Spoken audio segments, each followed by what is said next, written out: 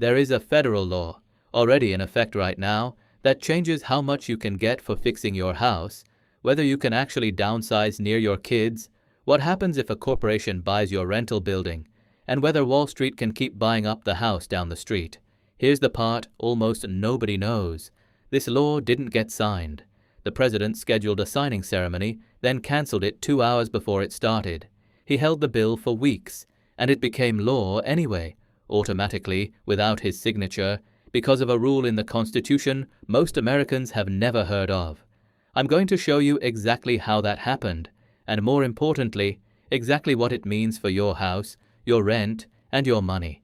Stick with me, because the biggest number in this entire law, the one that could stop a Wall Street firm from ever buying the house next to yours again, doesn't show up until the very end. And once you hear it, you'll understand why almost every housing group in the country is calling this the most important bill in 30 years. I'm Jason Carter.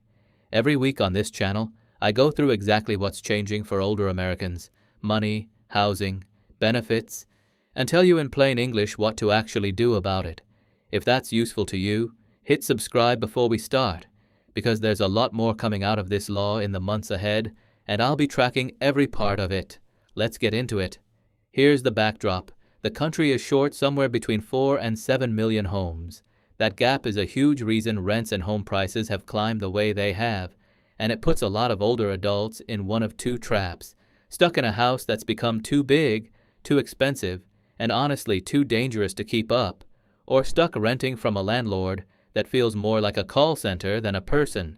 Congress spent almost 2 years negotiating a fix. It's called the 21st Century Road to Housing Act, and on June 22nd this year, it passed the Senate 85-5. The next day, the House passed it 358-32. Try naming one other piece of major legislation in the last 5 years that got that kind of agreement from both parties. You won't find one. And that's exactly why what happened next is so strange, because after that landslide vote, the bill almost didn't become law at all. I'll explain that in a second. First, let's get into what's actually in it, because there are 5 real wins here for people over 60, and one massive catch buried at the end that most coverage completely missed. Picture this: you're 76, same house for 30 years, but the bathrooms become dangerous. No grab bars, a slick tub, bad lighting. The front steps have no railing. The roof's had a slow leak you've been catching with a bucket for 2 years, and somewhere between $8,000 and $15,000 in repairs stands between you and staying there safely. On a fixed income, that number might as well be $1 million. Section 202 of the new law creates something called the Whole Home Repairs Pilot Program. It directs HUD to fund state, local, and tribal programs that give homeowners and landlords grants and forgivable loans specifically for home repairs and modifications, the kind of fixes that keep a house livable instead of dangerous. Now, I want to be straight with you, the way I always am on this channel. This is a pilot. That means the structure and the funding exist, but it rolls out region by region, not everywhere overnight. So here's what to actually do with this today. Call your local area agency on aging. You can find yours at eldercare.acl.gov or by calling 1-800-677-1116. That's an existing federal service, not something new this law created, but it's exactly the office that will know when whole home repair funding lands in your zip code. If you're in a rural area, also check your local USDA Rural Development Office, since they already run repair programs this new pilot builds directly on top of. That's win one. Help fixing the home you're already in. But what if fixing it isn't the answer? What if the real problem is that the house doesn't fit your life anymore and there's nowhere sensible to go? That's win two, and it might be the one that changes the most for you. You've got a 4-bedroom house. The kids left 15 years ago. You are done mowing a lawn you don't need. You'd love something smaller, cheaper to heat, with a little equity left in your pocket from the sale. Problem is, when you go looking, there's often nothing smaller in your price range, in your area, near your doctors and your friends. So you stay, not because you want to, but because there's nowhere sensible to land. This law leans hard into housing types that towns have made illegal to build for decades. Accessory dwelling units, small separate units on an existing lot, sometimes called in-law suites, duplexes, townhomes, and manufactured or modular homes. An ADU can actually work in either direction for you. Build one and move into the smaller unit while renting out the main house, or stay in the main house and rent the ADU for extra income. Manufactured housing gets real, specific attention in this law. Section 301 eliminates the outdated permanent chassis requirement that's made manufactured homes harder to finance and build for years. Section 304, called the Price Act, reauthorizes 7 years of federal grants specifically to repair, preserve, and upgrade existing manufactured home communities, which matters because a lot of these communities have been targeted by developers hiking lot rents or shutting parks down entirely, leaving residents with nowhere to go. The law also directs HUD, under Section 107, to publish zoning best practice guidelines for local governments, the kind of guidance that helps push back on codes that currently make it flatly illegal to build anything but one large, single-family home per lot. None of this flips overnight. Zoning reform and new construction take years to show up as available inventory. But if you're thinking about downsizing in the next 1 to 5 years, start talking to a HUD-approved housing counselor now. It's free, so you understand what's coming and what it means for your finances.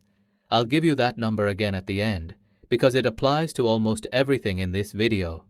Now here's where I want to pause, because I promised you the story of how this law almost didn't happen. And that story actually matters for what you do next, because it tells you something about how fragile some of these deadlines really are. After that landslide vote in June, a signing ceremony was scheduled at the Capitol. 2 hours before it started, the president canceled it, posting that he wouldn't sign the housing bill until the Senate passed a completely unrelated voter ID measure. Weeks went by. No signature, no veto either. Under the Constitution, a bill that Congress sends to the president becomes law automatically if he does neither within 10 days, excluding Sundays. That's exactly what happened. On July 11th, at midnight, the 21st Century Road to Housing Act became the law of the land, without a single presidential signature on it. Why does that matter to you? Because it tells you this law is real, active, and enforceable right now, today, regardless of the political drama around it. The clock on every deadline I'm about to walk you through started ticking on July 11th. Not someday, already.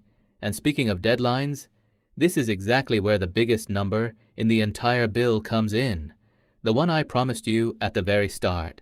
But before we get there, I want to make sure you actually have everything you need to use this law, not just hear about it. If you rent and your building got scooped up by a big investment firm, you know the drill. Maintenance requests vanish into a call center. New fees show up that weren't in your lease. There's no actual person to hold accountable, just a portfolio of thousands of units behind a corporate name. Section 1001 of this law requires large institutional investors to set up a renter outreach and dispute resource, a real point of contact, with a name, phone number, and email that they have to give every tenant at move-in, and again every year, and update within 30 days if it changes. It's not a government hotline exactly. It's a federally required accountability channel that didn't exist before. Separately, Section 106 creates a 3-year pilot funding temperature sensors in public housing and federally assisted rental buildings, because extreme heat and cold are genuinely dangerous for older residents, and a documented reading creates accountability when a unit isn't being kept livable. Section 212 also lifts the cap on the rental assistance demonstration program by 100,000 units, meaning more public housing can be preserved and upgraded instead of falling into disrepair. I want to set realistic expectations here, the way I always do. These new protections apply most directly to properties tied to large institutional investors, public housing, and federally subsidized buildings. If you're renting privately with no federal subsidy involved, your day-to-day protection still comes down mostly to your state and local tenant laws, and those vary a lot from one state to the next. If you're dealing with a rough situation in a private rental right now, your best moves are learning your specific state's tenant rights, keeping a paper trail of every interaction, and reaching out to a local legal aid office. Many offer help completely free. Now here's the number I promised you at the very beginning of this video, the one that determines whether Wall Street can keep buying up the house down the street from you. 350. That's the number. Under Section 1001, officially titled Homes Are for People, Not Corporations, any company or investment group with direct or indirect control of 350 or more single-family homes is now generally barred from buying additional ones in the United States. There are 11 specific written exceptions, including new build-to-rent construction, but outside of those exceptions, the largest institutional buyers in the country are locked out of the market for existing single-family homes. The penalty for violating it, civil fines of up to $1 million per violation, or 3 times the purchase price of the home, whichever is greater. That money doesn't disappear into the general treasury. It's directed to HUD specifically for first-time homebuyer assistance and new construction. But here's the honest part, the part most coverage skipped. This restriction doesn't take effect the day the law was signed. It takes effect 180 days after enactment, which lands on January 7th, 2027, and it sunsets entirely after 15 years unless Congress renews it, meaning it isn't permanent. That 6-month runway is a long time for investors who already have deep pockets to keep buying right up to the deadline. And because the 350 home threshold is measured per entity, even though it does account for companies acting in concert, there's a real acknowledged risk that large investors restructure into multiple smaller entities to stay technically under the line. Existing portfolios also aren't touched at all. Nothing forces anyone to sell homes they already own. This slows the problem. It does not reverse it. But paired with the supply-side changes in Win 2, more ADUs, more manufactured housing, easier zoning, it's a real, if gradual, shift back toward individual buyers, including whichever family member you're hoping will finally get a place of their own. And that leads directly into the last win, the one about actually getting the mortgage in the first place, because a lower price doesn't help you if no bank will write you the loan. Here's a problem that almost never gets discussed. Say you want to buy a $95,000 home in a lower-cost part of the country, a completely realistic price in plenty of towns. You've got the savings for a down payment, but lenders often won't touch a mortgage that small because the fees and interest it generates aren't worth their time, so you get priced out of housing you could genuinely afford purely because the financing system wasn't built for it. Section 105 directs HUD to pilot an FHA-backed small-dollar mortgage program for loans under $100,000, running for 4 years. Sections 401 and 402 also direct the Consumer Financial Protection Bureau to study why small-dollar mortgage lending has dried up and whether current fee rules are part of the problem. The first real federal look at fixing this specific gap, and the piece that ties every single win in this video together. Section 101 strengthens HUD's authority over housing counseling programs, the counselors who can tell you specifically whether you qualify for the whole home repair pilot, whether downsizing makes sense for you right now, what your rights are as a renter, and whether that small-dollar mortgage actually fits your situation. That counseling is free or close to it. Find one at hud.gov or by calling 1-800-569-4287. Write that number down. It is genuinely the single most useful call you can make after watching this video. So let's bring it all the way back to where we started. A law that became active without a presidential signature, through a constitutional rule almost nobody knows exists. A whole home repair pilot to help you age in place safely. More places to actually downsize into. Real accountability for corporate landlords. A 350 home line in the sand against Wall Street, backed by million-dollar penalties.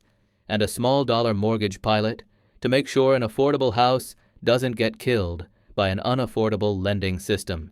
Is it perfect? No. That 180-day runway before the investor rule kicks in is longer than housing advocates wanted.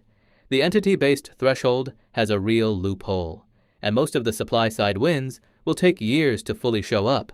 Congress will likely have to come back and tighten parts of this, and when they do, I'll be the one breaking it down for you here, the same way I just did today. 2 numbers to write down before you close this video. 1-800-677-1116 for your local area agency on aging, and 1-800-5-694-287 for a HUD-approved housing counselor. Both calls are free. Both could be worth thousands of dollars to you this year. If this was useful, hit subscribe and grab the Senior Exemption Playbook linked below, because the benefits most seniors miss aren't in this law. They're sitting in your own state, waiting for someone to claim them. I'll see you in the next one.